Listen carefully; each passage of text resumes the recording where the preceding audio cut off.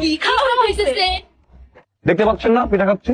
পিঠা খাইতেছেন ঠিক আছে, কিন্তু যে পিঠা খাইতেছেন এই পিঠার নাম কি আপনি জানেন? না তো, নাম তো জানি না। আরে বিয়াই, পিঠা খাইলে যে পিঠার নাম জানতে হয় সেটা মনে হয় আপনি জানেন না। কি পিঠা ভাবি? জামাই পিঠা। কিন্তু বুবু, সে হচ্ছে এবারের বিয়াই, তুমি তার পিঠা খাওয়াইলে বিয়াই পিঠা খাওয়াইবা, তুমি জামাই পিঠা কে লেগে খাওয়াইতেছো? বুবু, তুমি কি বিয়াই পিঠা বানাইতে পারো না? এই থামবি, তোরা এত কথা কইতে জানোস? হ্যাঁ, এত কথা কইতে হয়?